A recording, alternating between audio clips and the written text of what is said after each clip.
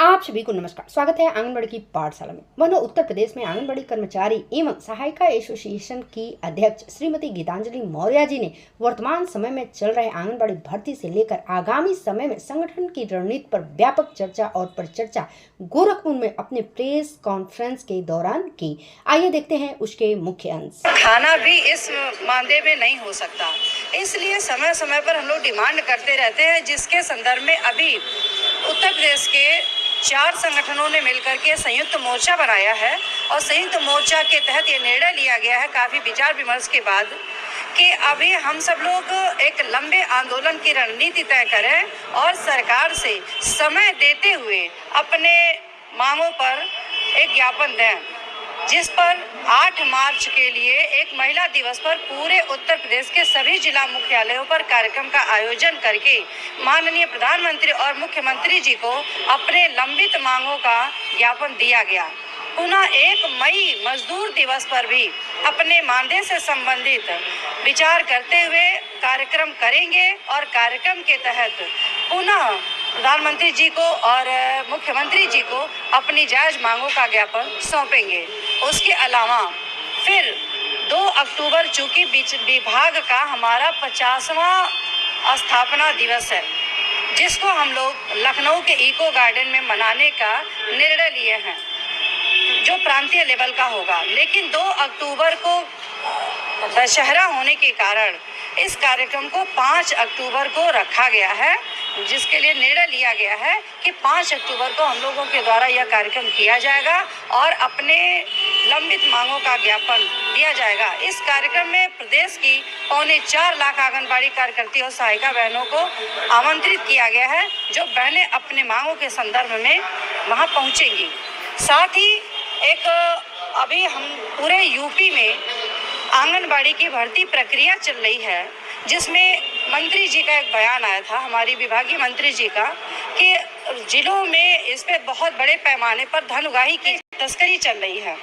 जिसके लिए संगठन पूरे जिले के सभी राज्य के सभी जिलों में जो हमारे पदाधिकारी हैं उनको निगरानी के लिए रखा गया था कि कहीं भी इस तरह की धांधली ना हो। आप लोग भी इसमें निगरानी रखिएगा ताकि स्वतंत्र रूप से बढ़िया से इस पे नियुक्ति हो, क्योंकि जब धांधली का नाम आता है तो नियुक्ति प्रक्रिया ठप हो जाती है। और उससे क्या हो रहा है कि 62 वर्ष पार कर चुकी आंगनबाड़ी कार्यकर्तियों की रिटायर हो जाने की वजह से और काफी लंबे समय से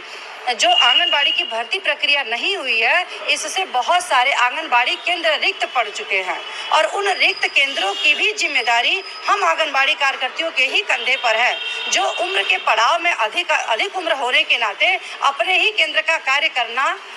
कठिन होता जा रहा है। ऐसी स्थिति में 3-3, 4-4 केंद्रों का कार्य करना बहुत मुश्किल था। तो हम संगठन ये चाहते हैं कि यह नियुक्ति किसी भी कीमत पर ना रुके, होनी चाहिए और साफ सुथरे तरीके से होनी चाहिए।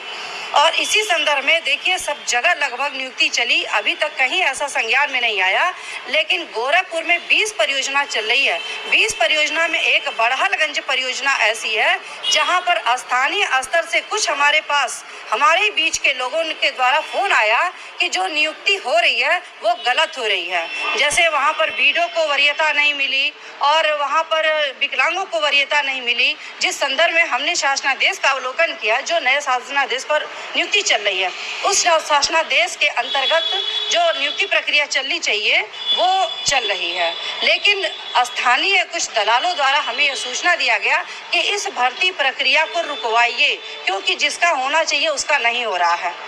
हमने जानकारी लेना चाहा कई लोगों से कि कैसे भर्ती प्रक्रिया चल रही है, क्या है। अपने जिले के सभी लीडरों को हमने कहा कि आप लोग अपने तरीके से संपर्क करिए, संपर्क करके देखिए कि कहाँ गलत हो रहा है। जिसमें ये सभी अभी हमको सामने समझ में आया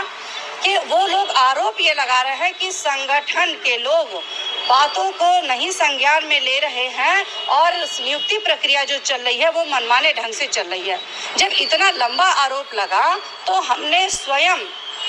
जिस स्थानीय व्यक्ति ने मुझे यह सूचना दिया था उसी से हमने पूछा कि आपको यह कैसे पता चला कि किसकी नियुक्ति हो रही है, किसकी नहीं हो रही है। तो उस व्यक्ति ने 2-4 का नाम बताया, नंबर भी बताया, जिस नंबर पर हमने फोन किया, फोन करके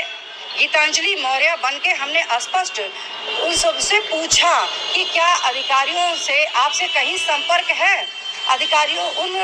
लाभार्थियों द्वारा कहीं भी किसी अधिकारी के संपर्क में आने की बात नहीं कही गई। हमने वहां पर प्रलोभन भी दिया, लोगों से कहा भी कि आप बताइए, अगर आपकी नियुक्ति नहीं हो रही है तो हम बात करें। अगर आपका पैसे के लेन देन के लिए कोई डिमांड किया हो और आपका ना पहुंचा हो तो आप हमको बताइए, जो चल रहा होगा सिस्टम से आपका होना चाहिए। इस तरह से हमने उन लोगों को बताया और बताने के बाद फिर उस व्यक्ति ने ही यह बाद में बताया कि उसी के व्यक्तियों का नियुक्ति नहीं हो रहा है जो लंबे समय से वो पिछले बार से ही कुछ लोगों से पैसा ले रखा है नियुक्ति कराने के लिए।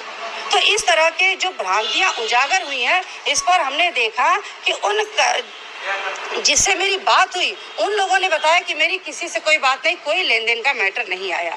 तो मैटर नहीं है, इसका मतलब है कि भर्ती प्रक्रिया में अधिकारियों का कहीं कोई रोल नहीं है धांधली करने में। इसमें स्थानीय स्तर के दलाल जो केवल बड़हलगंज में यह बात हमको सामने आई है कि वो स्वयं पैसा ले रहे हैं और वो थोप रहे हैं अधिकारियों पर। तो यहाँ की नियुक्ति प्रक्रिया रुकनी चाहिए और ये साफ सुथरी होनी चाहिए। इसलिए आज हम ये वार्ता के माध्यम से आप सभी मीडिया बंधु से कहना चाहेंगे कि आप अपने स्तर से भी उस बड़हलगंज परियोजना की जांच करिए, अवलोकन करिए कि क्या यह भर्ती प्रक्रिया में सच में किसी तरह की धांधली हो रही है, और यदि नहीं हो रही है तो जो दोषी पाया जाए, जो इस पे आरोप लगाया है, उस पर बड़े कानूनी कार्यवाही करके उसको